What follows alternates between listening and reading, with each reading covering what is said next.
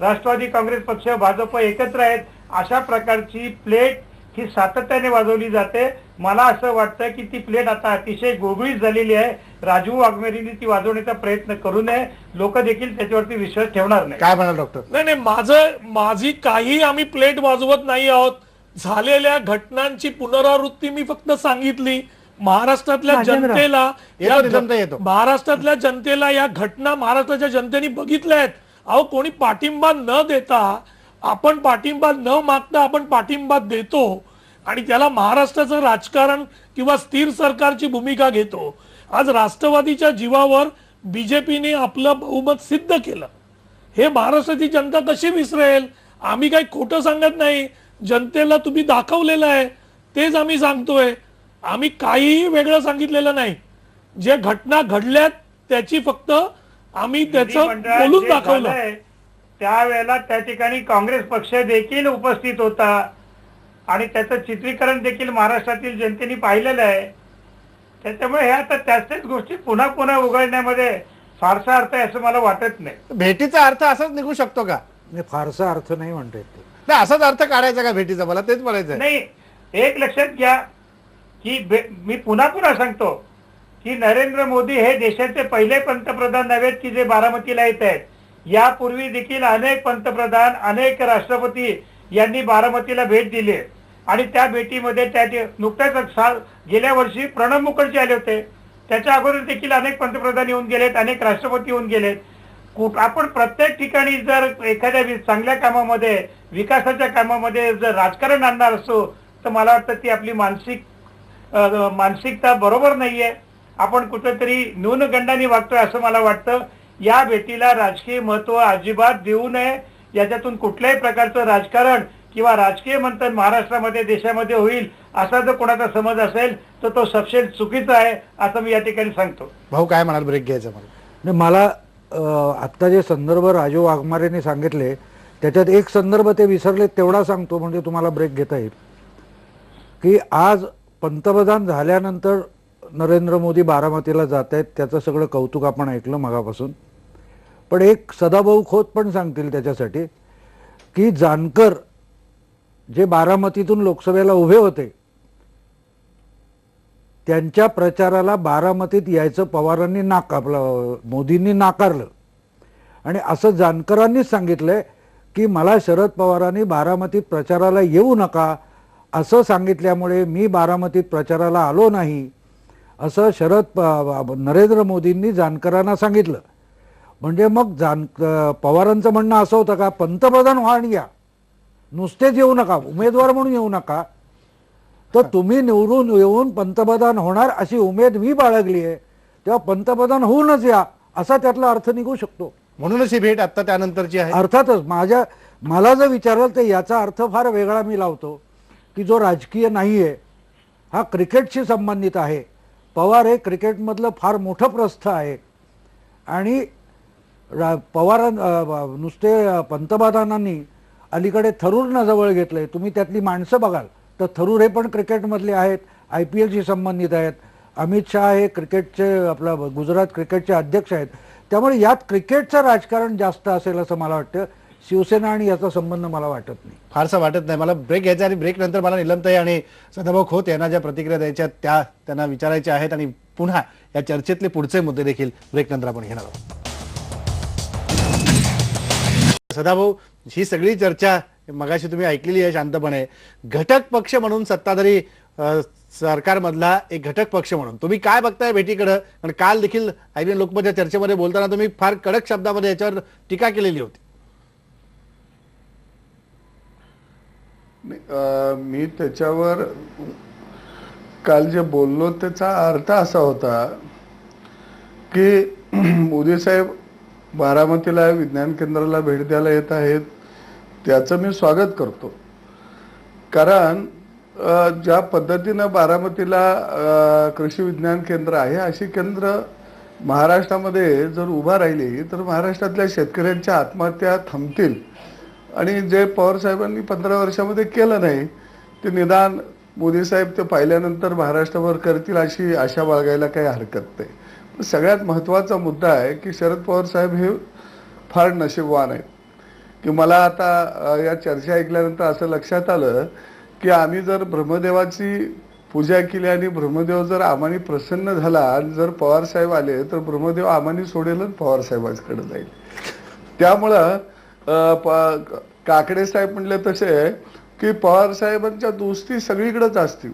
सरकार गेल्यानंतर सुद्धा आणि असल्यानंतर सुद्धा कोणी असला तर त्यांना फारसा दूरचा वाटत नाही. आणि निवडणुकीच्या काळामध्ये बोललेले हे निवडणुकीपुरतं असतं. त्याच्यानंतर खाली जी जनता आहे त्यांनी एकमेकाच्या डोकी फोडून घ्यायचे असतात. आम्ही मात्र एकच असतो. हे एक सूत्र यातून सगळ्या महाराष्ट्राला खऱ्या अर्थानं सामोरे येताना आपल्याला दिसत आहे.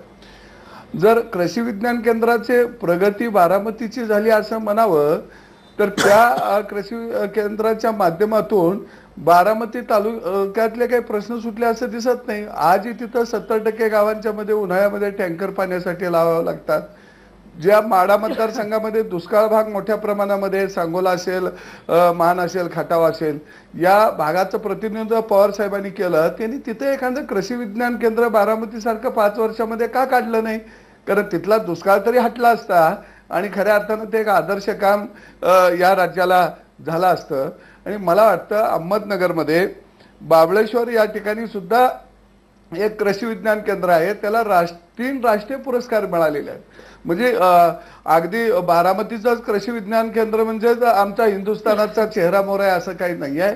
त्याच्यापेक्षाही चांगलं कृषी केंद्र आहेत आणि या राज्यामध्ये जवळजवळ 20-21 कृषी केंद्र आहेत. परंतु बारामतीचं कृषी केंद्रावरच आज मोठ्या पद्धतीनं चर्चा चाललेली आहे. कारण मला काही तिथं जाण्याचं भाग्य आलं नाही. कारण आता या ठिकाणी आमचे नेते सुद्धा भाजपचे मंत्री महोदय आहेत. कारण युती करत असताना बोलता बोलता आम्ही बोलून गेलो होतो, आम्ही गड्यानं तुमच्यावर युतीया पण तुम्ही शरद पवारवर जाणार नाही का? म्हणजे ही भीती आम्हाला युती करायच्या अगोदर होती. काय याचा अर्थ असा नाही की पण युती झाल्यावर पण कायम आहे काय बोलतील आणि कुठं जातील. सदाभाऊ, युती झाल्यावर पण ही भीती कायम आहे का? असं आहे की आज त्याच्यावर आपल्याला सविस्तर काही काळानंतर त्याच्यावर आपल्याला उत्तर मिळेल.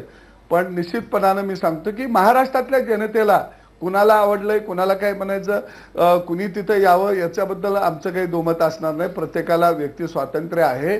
परंतु महाराष्ट्रातल्या जनतेला खऱ्या अर्थानं यांचा एक तिरस्कार आलेला होता, हे नको होते. म्हणून महाराष्ट्राच्या जनतेनं यांना विश्रांतीचा सल्ला दिलेला आहे. काही काळ 5 वर्ष सक्तीच्या रजेवर पाठवलेला आहे. पण काही माणसं रजा भोगत नसतात कारण त्यांना कामच करावं वाटतं आणि तो दृष्टिकोन त्यांचा असावा की मी रजेवर जात नाही, काही काम असलं तर मला काम लावा. मगाशी इथं बोलता बोलता सांगितलं तिने झाडू हातात घेतला. ग्राम स्वच्छता अभियान R.R. पाटील साहेबांनी सुद्धा या राज्यामध्ये संत गाडग्या बाबा अभियान राबवलेलं होतं. 25 लाखाचं बक्षीस ठेवलेलं होतं.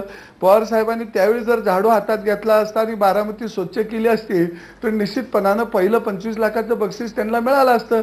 पण त्यावेळी R.R. पाटील हे आपले गुलाम होते, त्यामुळे झाडू घेण्याची काय गरज नाही. काय म्हणाला अंकुश काकडे, झाडू कशासाठी घेतला होता? आता स्वच्छता नेमकी कशाची करायची होती? नाही, सदाभाऊ खोत यांना मी बारामती कृषी प्रतिष्ठान आणि विद्या प्रतिष्ठानच्या वतीने आमंत्रित करतो की एकदा आपण बारामतीला या. बारामतीमध्ये या कृषी प्रतिष्ठाननी KVCने केलेली प्रगती, विद्या प्रतिष्ठाननी उभं केलेलं शैक्षणिक जाळं हे आपण पहा. आणि ते पाहिल्यानंतर मी छातीटोपणे या ठिकाणी सांगतो की सदाभाऊंचं मत निश्चित बदलेल.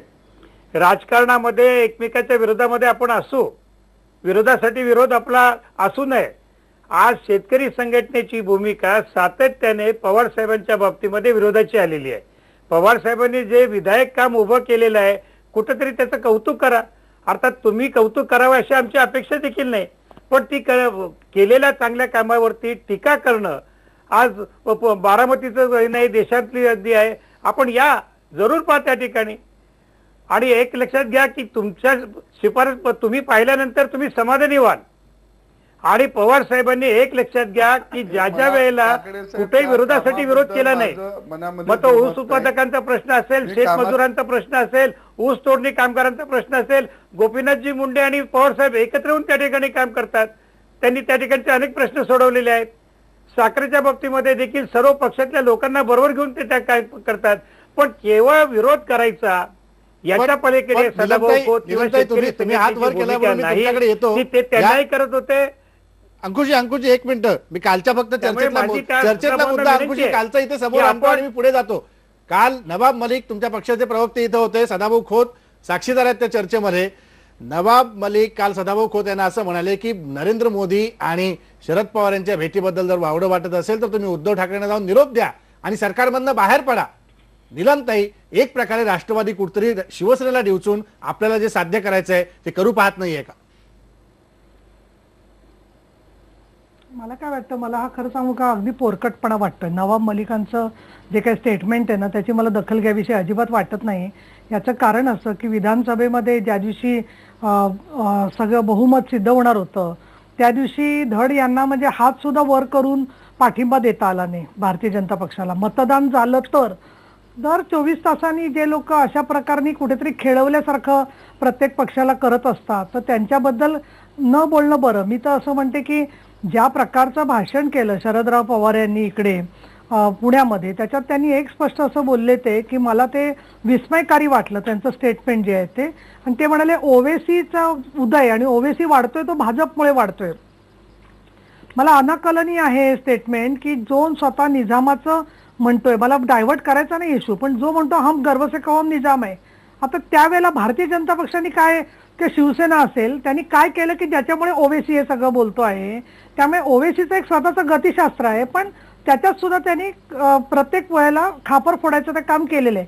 आता भारतीय जनता पक्षाचा प्रश्न आहे की त्यांना विकास धर्म पुढे नेण्यासाठी ज्यांना बरोबर घ्यायचं तो त्यांचा प्रश्न आहे. पंतप्रधानांचा अधिकार असतो कुणाला बोलवायचं आणि कुठल्या कार्यक्रमाला जायचं किंवा जायचं नाही हा त्यांचा प्रश्न असतो. अनेक मंत्री या कार्यक्रमाला जाणार आहेत, मुख्यमंत्री जाणार आहेत. दुसरं मला कृषी विज्ञान केंद्राबद्दल एक सांगायला पाहिजे की हे पहिलंच काही कृषी विज्ञान केंद्र नाहीये.